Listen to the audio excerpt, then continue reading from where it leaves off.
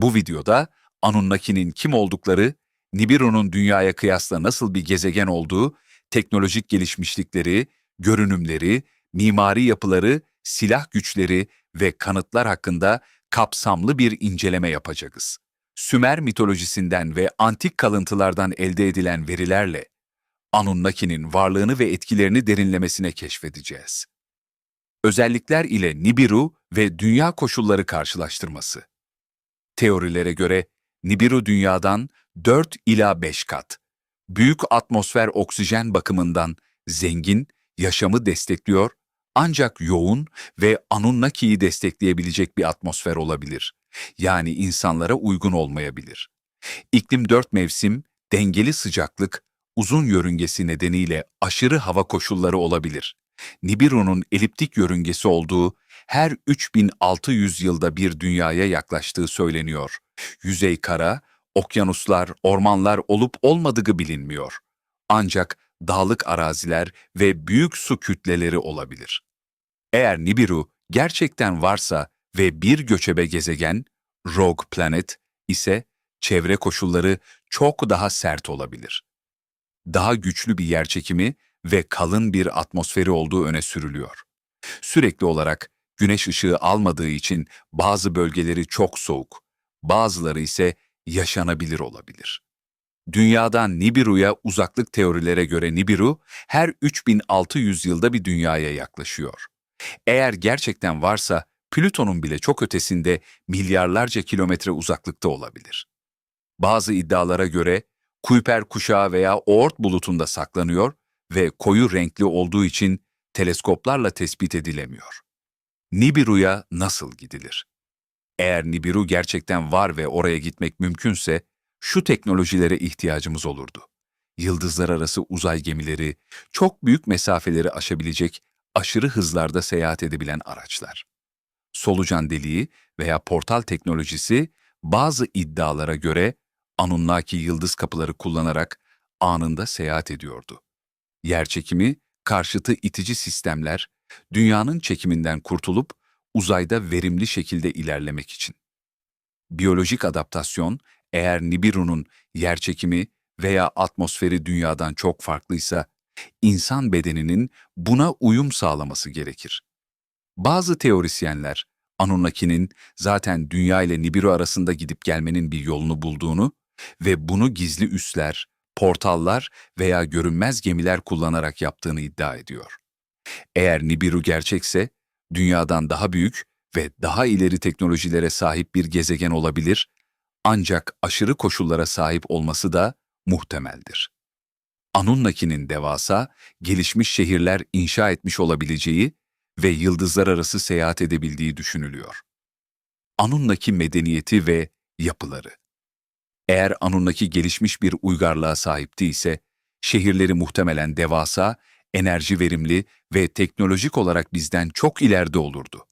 Bazı teoriler şunları öne sürüyor: piramit benzeri devasa yapılar, antik Sümer ve Mısır'dakilere benzer. Yeraltı veya kubbeli şehirler, sert hava koşullarına karşı korunmak için. Gelişmiş enerji kaynakları, serbest enerji veya manyetik alanlar kullanılarak üretilmiş olabilir. Genetik laboratuvarlar ve uzay limanları, bazılarına göre bunların birer kopyası dünyada Baalbek, Mısır ve Sümer'de inşa edildi. Anunnaki'nin görünümü, Anunnaki, genellikle büyük insansı varlıklar olarak tanımlanır ve insanların çok daha üzerinde 2 ila 4 metre, 7 ila 12 fit boyunda oldukları söylenir. Kesin görünümleri tartışmalı olsa da antik oymalar, mitler ve teorilere dayanarak şu özelliklere sahip oldukları düşünülmektedir.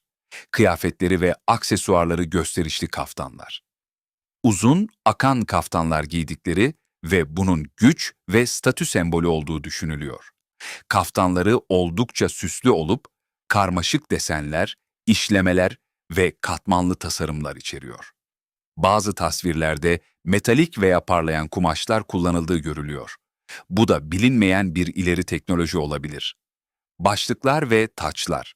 Çoğu Anunnaki tasvirinde büyük boynuzlu taçlar veya ayrıntılı başlıklar taktıkları görülür. Bunların hiyerarşik yapıyı temsil ettiği ve en süslü olanların en yüksek rütbeli Anunnaki'ye ait olduğu düşünülür. Takılar ve semboller, bilezikler, kolyeler ve yüzüklerle süslendikleri, bunların rütbe veya enerji artırıcı cihazlar olabileceği düşünülüyor. Birçok tasvirde ellerinde gizemli bir çanta taşıdıkları görülür. Bunun gelişmiş bilgi, teknoloji veya kutsal objeler içerdiği tahmin ediliyor. Yüz hatları ve fiziksel özellikler saç ve sakal, erkek Anunnaki genellikle uzun, kıvırcık sakallarla tasvir edilir. Sakalları örülmüş veya stilize edilmiş olarak gösterilir.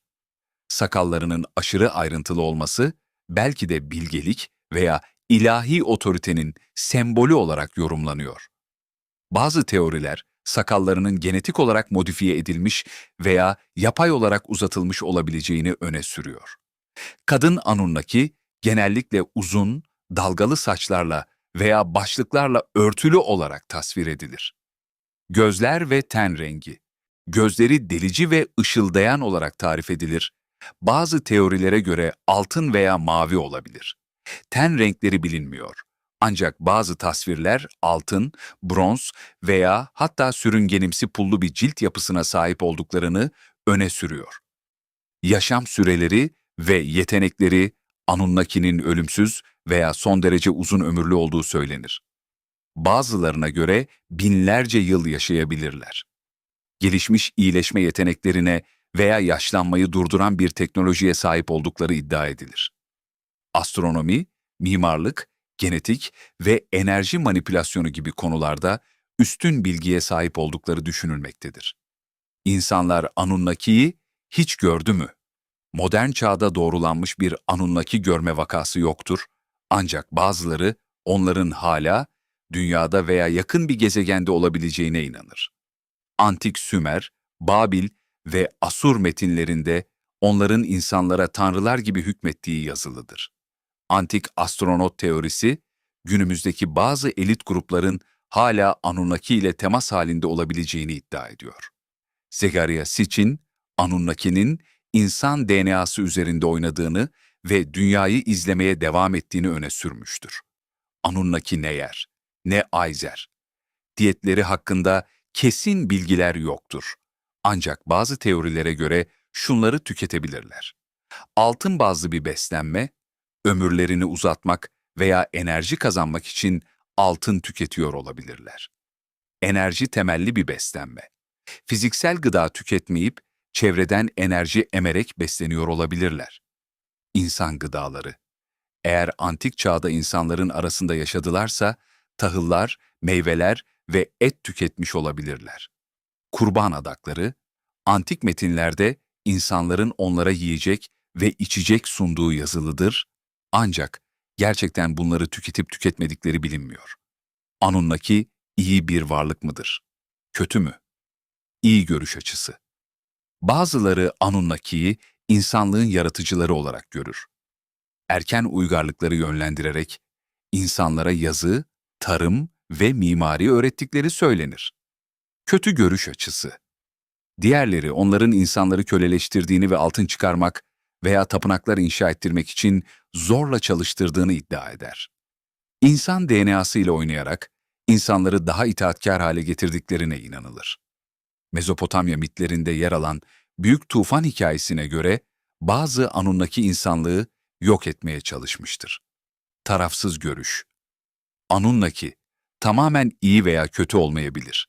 Belki de sadece güçlü varlıklar olup kendi çıkarları doğrultusunda hareket etmişlerdir. İnsanlar gibi aralarında hem iyi niyetli hem de bencil bireyler olabilir. Anunnaki'nin kim oldukları, amaçları ve gerçek görünümleri hala bir gizemdir. Onlar bilge tanrılar mı, uzay kaşifleri mi, yoksa baskıcı hükümdarlar mıydı sorusu hala tartışılıyor. Ancak antik medeniyetler üzerindeki etkileri inkar edilemez.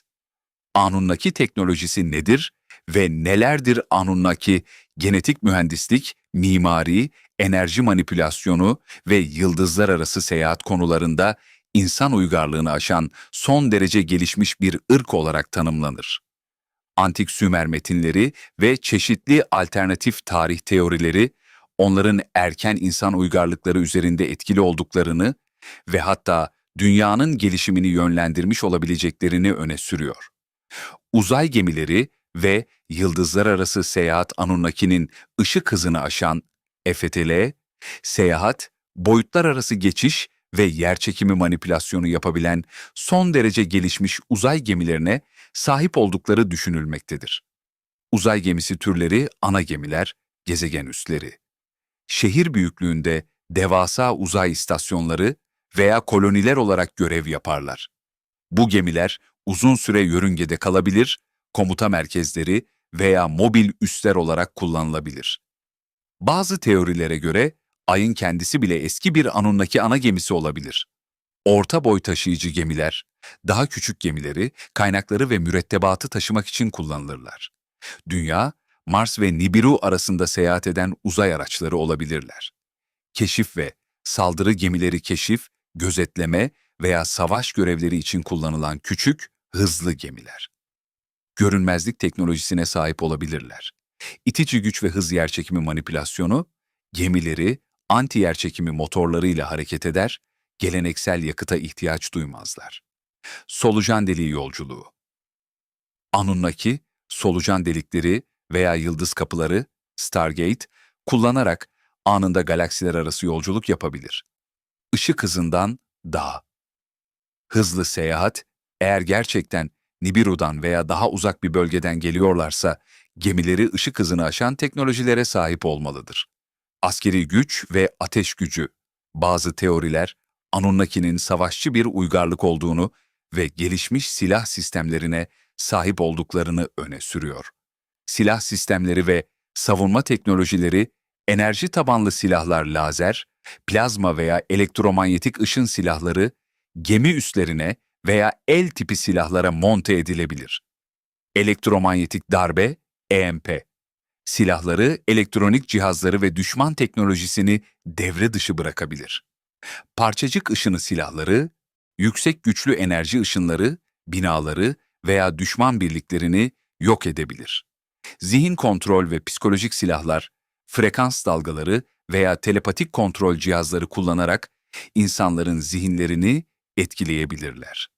Anunnaki ordusu ve savaşları, genetik mühendislikle üretilmiş savaşçılar veya robotik askerler kullanmış olabilirler.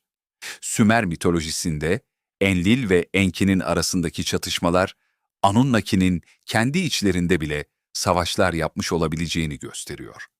Anunnaki iç savaşı, onların dünyadan çekilmesine neden olmuş olabilir. Genetik mühendislik ve insan DNA'sı, Anunnaki'nin DNA manipülasyonu ve biyoteknoloji konusunda son derece gelişmiş olduğu düşünülmektedir. İnsanlığın yaratılışı. Bazı araştırmacılar Anunnaki'nin ilk insanları genetik olarak tasarladığını iddia eder. İlk Homo sapienslerin, Anunnaki ve ilkel insan türlerinin DNA'sının karışımı olduğu öne sürülüyor. Klonlama ve hibrit yaratıklar, canlı klonlama, genetik değiştirme ve yapay yaşam formları yaratma yeteneğine sahip olabilirler. Nefilim, tanrılar ve insanlar arasındaki melez devler, Anunnaki'nin insanlarla yaptığı genetik deneylerin sonucu olabilir. Ölümsüzlük ve uzun yaşam teknolojisi, DNA modifikasyonu veya nanoteknoloji ile binlerce yıl yaşayabilirler. Altını, ömürlerini uzatmak için kullandıkları bir madde olarak tüketiyor olabilirler.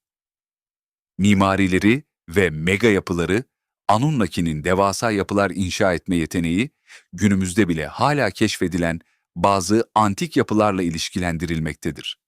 Piramitler ve enerji üretim merkezleri, Giza piramitleri ve Sümer ziguratları sadece tapınaklar değil, aynı zamanda enerji jeneratörleri olabilir. Anunnaki'nin piramitleri, elektromanyetik enerji toplamak için kullandığı iddia ediliyor. Nikola Tesla'nın kablosuz enerji deneyleri, bu kadim teknolojinin modern çağda yeniden keşfi olabilir. Yeraltı ve uzay üsleri Dünya, Ay ve Mars'ta gizli Anunnaki üsleri olabilir. Antarktika'nın altında gizlenmiş eski bir Anunnaki yapısının bulunduğu teorisi vardır.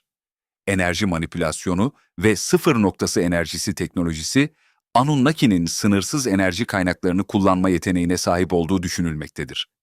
Gelişmiş enerji sistemleri, sıfır noktası enerjisi, kuantum vakuumundan sınırsız enerji elde edebilirler. Yıldız gemileri, koruma kalkanları ve silahlar için enerji sağlayabilir. Kristal enerji teknolojisi, büyük kristallerin kullanımıyla enerjiyi yönlendirme ve depolama teknolojisine sahip olabilirler. Atlantis efsanelerindeki güç kristalleri Anunnaki'ye ait olabilir. Hava durumu kontrolü ve terraforming gezegenleri yaşanabilir hale getirmek için iklim kontrol teknolojileri kullanmış olabilirler. Hava durumu üzerinde tam kontrol sağlayarak kasırgaları, depremleri ve yağmurları yönlendirebilirler. Yıldız kapıları, Stargate ve boyutlar arası yolculuk Anunnaki'nin galaksiler ve boyutlar arasında anında hareket edebilen bir teknolojiye sahip olduğu iddia ediliyor. Dünyadaki yıldız kapıları Sümer ve Babil tapınaklarında yıldız kapıları, Stargates, bulunduğuna inanılıyor.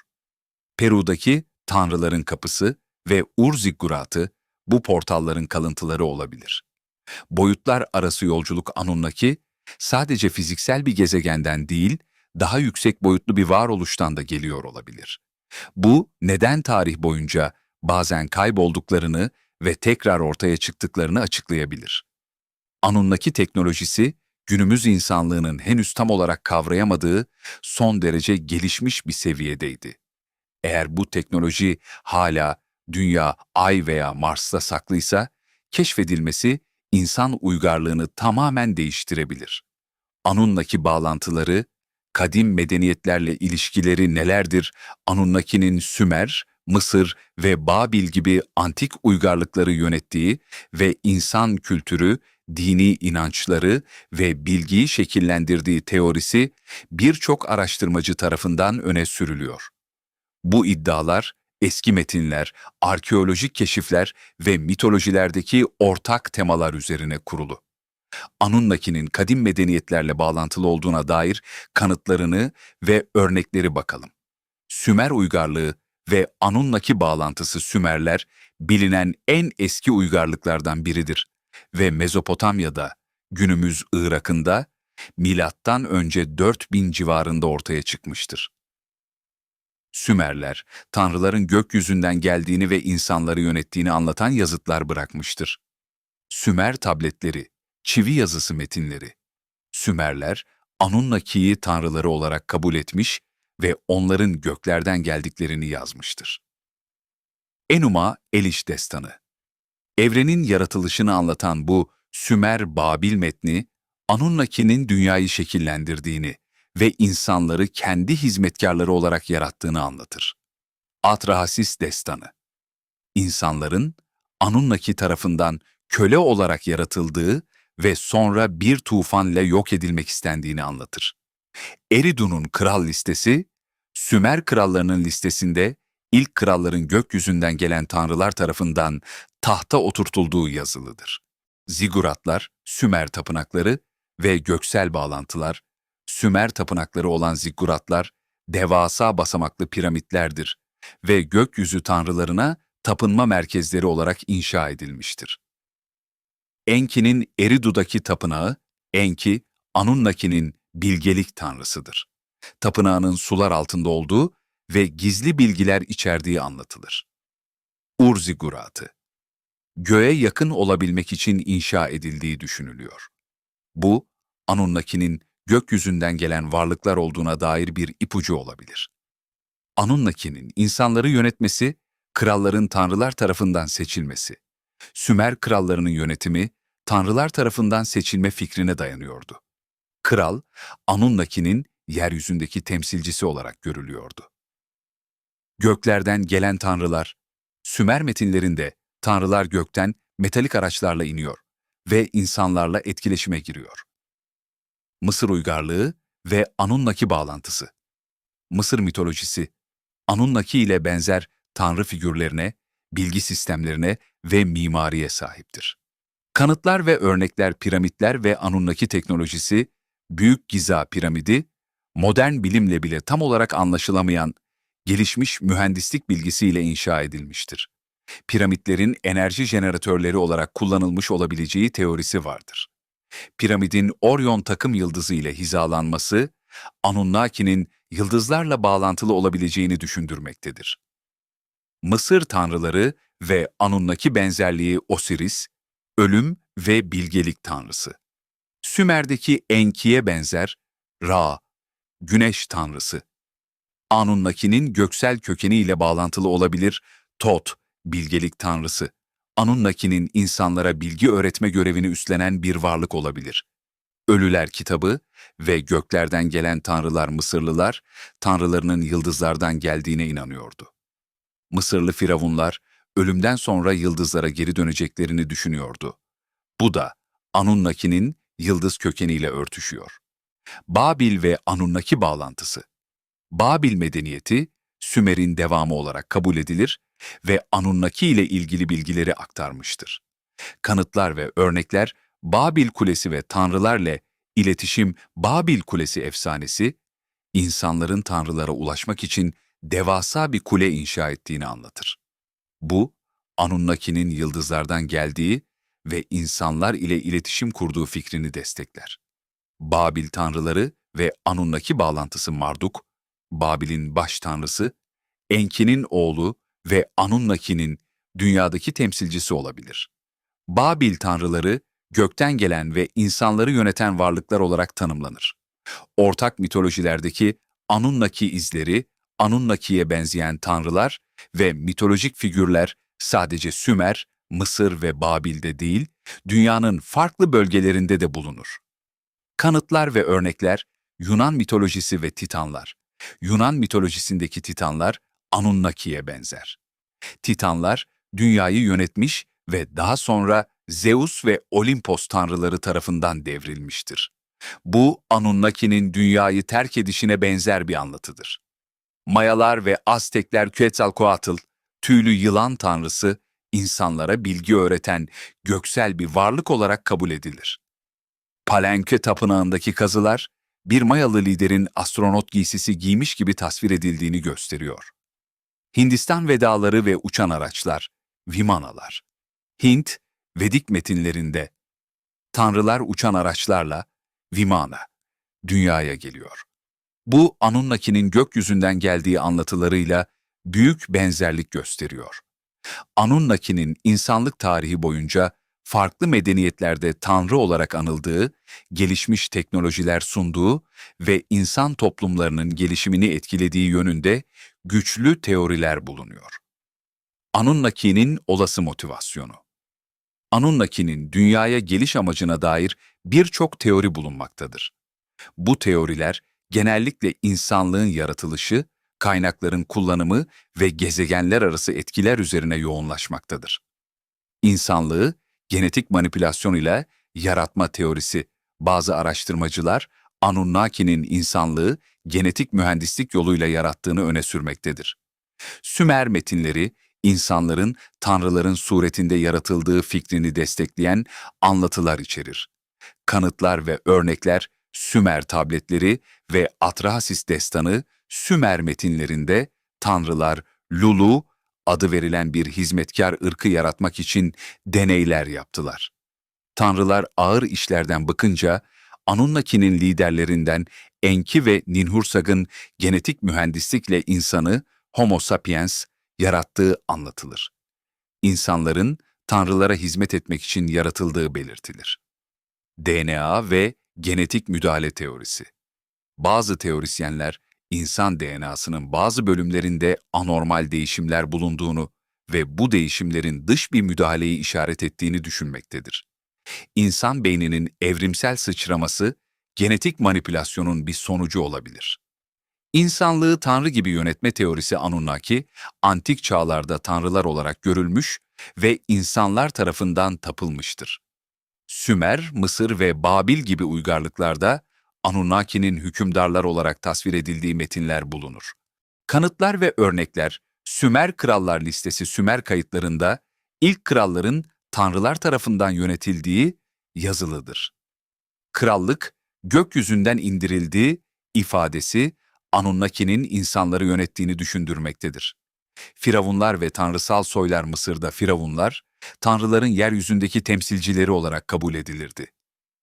Firavunların soyunun tanrılara dayandığı anlatılır, bu da Anunnaki'nin Mısır uygarlığını etkilediği fikrini destekleyebilir. Hindistan mitolojisi ve Anunnaki benzerliği Vedik metinlerde insanlarla evlenen ve kralları yönlendiren göksel varlıklardan bahsedilir. Tanrıların yıldızlardan geldiği ve insanları eğittiği anlatılır. Dünyadaki kaynakları kullanma, altın madenciliği, teorisi bazı teorilere göre Anunnaki'nin asıl amacı dünyadaki değerli kaynakları, özellikle altını çıkarmaktı. Neden altın? Nibiru'nun atmosferini onarmak Zekeriya Sitchin'e göre Nibiru'nun atmosferi bozulmuştu ve onu onarmak için nano altın parçacıklarına ihtiyaç duyuyorlardı. Altın, gelişmiş teknolojiyle atmosferin güçlendirilmesinde kullanılabilir. Antik altın madenciliği kanıtları, Güney Afrika'da 200 bin yıl öncesine ait altın madenciliği izleri bulunmuştur. Bu madencilik alanlarının insanlar tarafından değil, Anunnaki tarafından başlatılmış olabileceği düşünülmektedir. Tanrılar için çalışan insanlar, Sümer metinlerinde tanrılar için çalışan Adapa adlı ilkel işçilerin varlığından bahsedilir. İnsanlar, Anunnaki için madencilik yapmak üzere yaratılmış olabilir. İnsan evrimini hızlandırma ve bilgi aktarma teorisi. Bazı teorilere göre Anunnaki sadece insanları yaratmakla kalmadı, aynı zamanda onlara bilgi ve teknoloji de sundu. Yazı ve bilimsel gelişmeler Sümerler, ilk yazı sistemini, çivi yazısı, geliştiren uygarlıktır. Sümer metinlerinde Tanrı Enki'nin insanlara matematik, tarım, tıp ve astronomi öğrettiği anlatılır. Astronomik bilgiler Sümerler, Güneş sistemi hakkında modern teleskop olmadan bilinmesi imkansız olan bilgilere sahipti. 12 gezegen fikri, günümüzde tartışılan Nibiru teorisini destekleyebilir. Anunnaki'nin insanlıkla ilişkisi, iyi mi, kötü mü? Anunnaki'nin olumlu yönleri insanları yaratarak gelişimlerini sağladılar. Bilgi, bilim, sanat ve medeniyetin temellerini öğrettiler. Astronomi ve mühendislik gibi alanlarda gelişmiş bilgiler sundular. Anunnaki'nin olumsuz yönleri insanları köle olarak kullandılar. Altın madenciliği için. Güçlü tanrılar olarak insanları yönetti ve korkuyla itaat ettirdi. Bazı anlatılara göre insanlar üzerinde deneyler yaptılar. Anunnaki'nin dünyaya neden geldiği, insanları nasıl etkilediği ve asıl amaçlarının ne olduğu kesin olarak bilinmese de, Sümer metinleri ve diğer antik kaynaklar bu konu hakkında ilginç bilgiler sunmaktadır. Videolarımızı beğenip bizi takip edin.